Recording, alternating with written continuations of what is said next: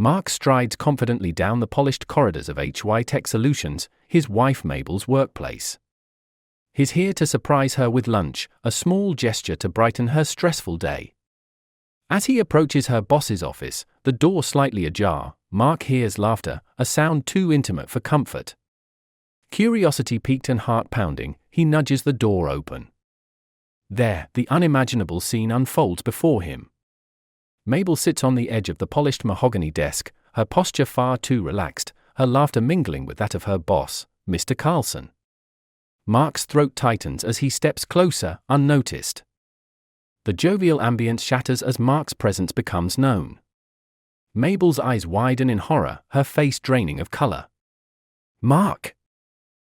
It's not," she stammers, struggling to slide off the desk.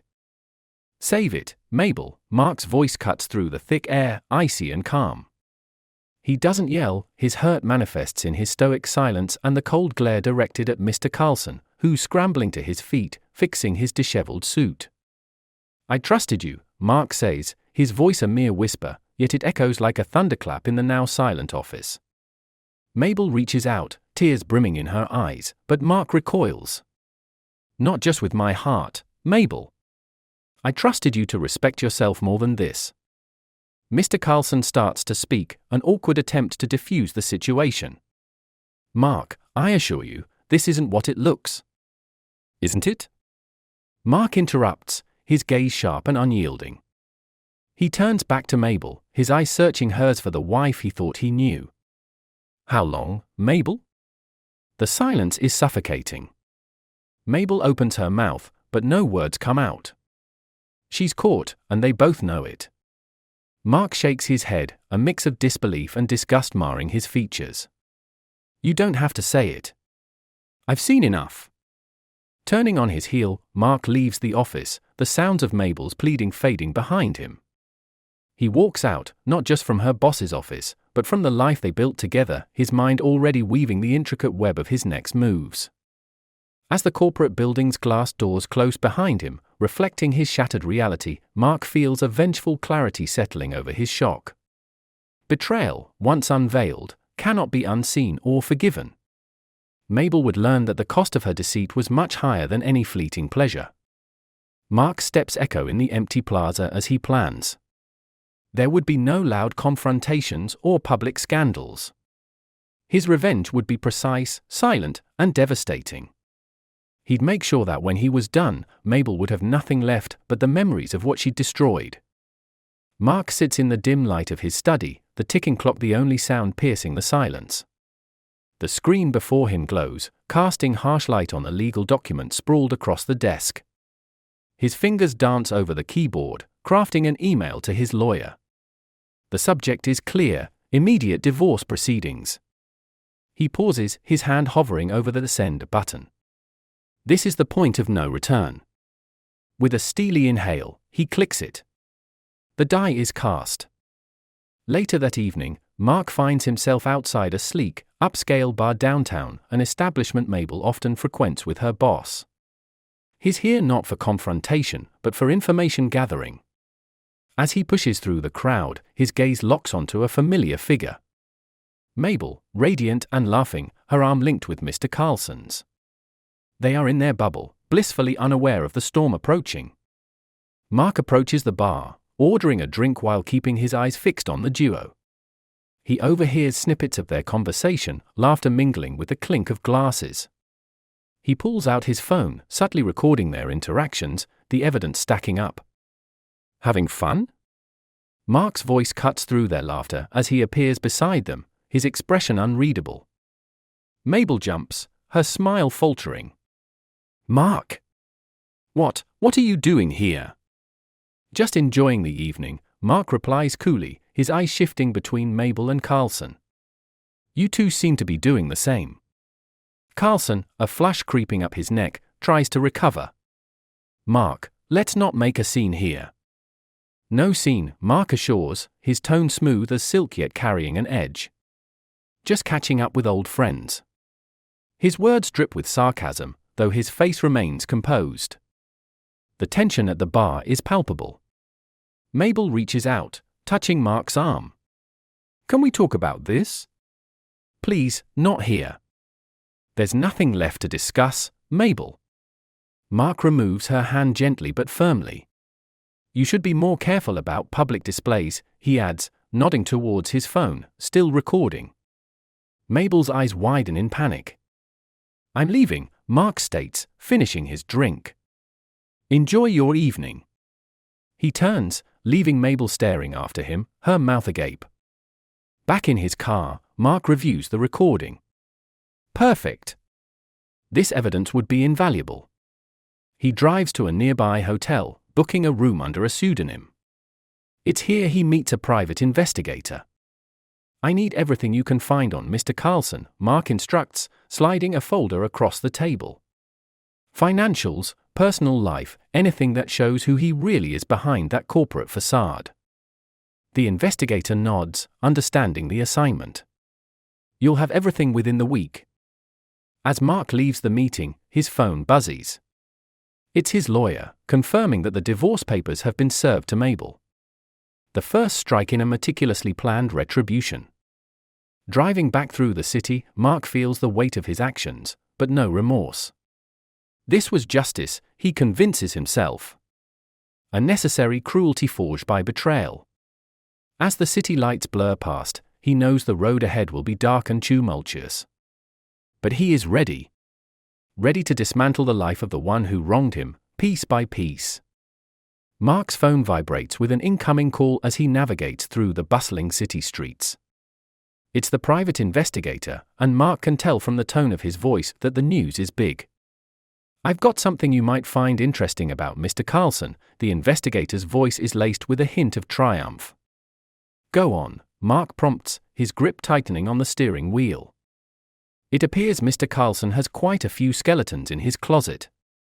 Financial irregularities, undisclosed debts, and that's just the start. He's also involved in a lawsuit that's been kept under wraps, courtesy of some creative accounting.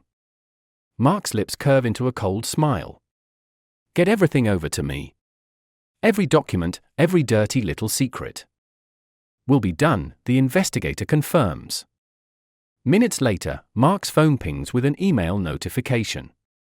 He pulls over to the side of the road, the city's pulse fading into the background as he dives into the files. Each document is a piece of ammunition, and Mark is ready to fire. The following day, Mark arranges a meeting with HY Tech Solutions' board of directors under the guise of discussing a potential investment. With a sleek suit and a calm demeanor, he enters the boardroom, his briefcase a trove of destruction. Gentlemen, I appreciate your time today, Mark begins, his voice steady. While I am here to discuss potential financial collaborations, there is a matter of integrity I must address first. The room tenses. Mark lays out the documents on the table, the evidence of Carlson's misdemeanors displayed for all to see. The director's eyes widen, their discomfort palpable.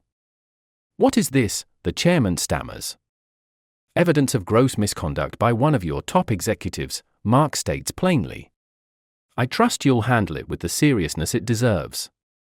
He leaves the room without another word, the chaos of whispers burgeoning behind him. Later, Mark watches from afar as news vans crowd around HY Tech Solutions. The story of Carlson's fall from grace hits the news by evening, the scandal sending ripples through the corporate world. Back at home, Mark receives a frantic call from Mabel. Is this your doing? She accuses, her voice cracking. Mabel, you should be more concerned about the lies you lived than the truths being uncovered, Mark responds, his tone devoid of warmth. You've ruined everything. Mabel cries out, despair evident in her voice. Everything? Mark questions sharply. No, just the facade. You did the ruining when you decided to betray me. The line goes dead, Mabel's sobs cut off by the click of the disconnect. Mark sets down the phone, a sigh escaping him. This victory feels hollow, but justice often does. That night, Mark lies awake, the city's faint glow casting shadows across his room. The first phase of his retribution is complete, but the game is far from over. His mind races with further plans to dismantle the life built on lies. As dawn breaks, Mark knows one thing for certain, he will not rest until the debt of betrayal is paid in full. The road ahead is fraught with darkness, but he is ready to walk it, guided by the light of his righteous indignation. The cold light of early morning casts long shadows in Mark's living room as he meticulously plans the final act of his revenge. The previous revelations were just the opening moves in a much larger scheme. Today, everything concludes. Mark sits at his computer, his fingers tapping rhythmically against the keyboard. He's compiling a final dossier, not just on Mabel and Carlson, but on all the enablers who stood silently, benefiting from the deceit. It's time they all pay. His phone rings. It's his lawyer, confirming that the divorce is finalized. There's a cold satisfaction in Mark's voice as he thanks her. One loose end tied, but the knot of betrayal still gnaws at him. Later that day, Mark drives to a grand hotel downtown where HY Tech Solutions is hosting its annual gala. He knows both Mabel and Carlson, despite the scandal, will be in attendance.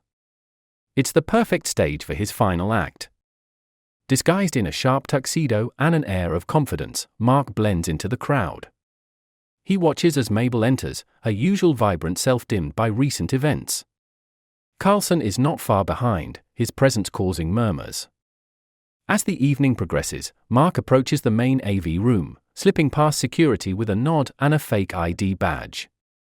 He connects a USB drive to the main system, a compilation of emails, messages, and incriminating photos ready to be broadcasted to every screen in the ballroom.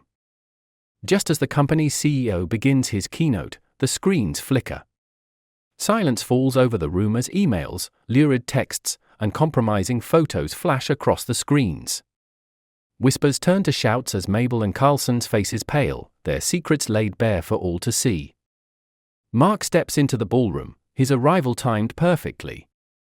"Ladies and gentlemen, allow me to add some context to the presentation," he announces, his voice calm but carrying across the chaos. Mabel and Mr. Carlson have built their careers on deception, not just in their personal lives, but in their professional conduct. Everyone here deserved the truth. Security approaches, but Mark holds up a hand, holding a document. "I've made sure that all evidence has been forwarded to the authorities. Justice will be served, legally and morally." As he's escorted out, Mark looks back at Mabel, her expression one of betrayal mirrored by his own once. But there's no pain in his gaze now, only resolution. In the ensuing weeks, the fallout is catastrophic for Mabel and Carlson. Careers ruined, reputations tarnished, and personal lives shattered. Mark watches from afar, his divorce papers in hand, a clean break from the past. The final scene finds Mark at a small, quiet bar, alone with his thoughts. A stranger takes the seat next to him, nodding in greeting. "Tough times?" the stranger asks, noticing Mark's solemn gaze. Mark smiles, a wry, twisted smile. "Just the end of a long battle," he replies. "And was it worth it?" the stranger probes, sipping his drink. Mark pauses, then nods. "It was necessary. Sometimes, you have to destroy the village to save it." With those words, Mark leaves the bar, stepping into the night. He walks away from everything that had defined his past, the weight of his revenge no longer on his shoulders. As he disappears into the darkness, the final echo of his actions reverberates back through the lives he's changed forever, a reminder of the high cost of deceit and the relentless pursuit of retribution.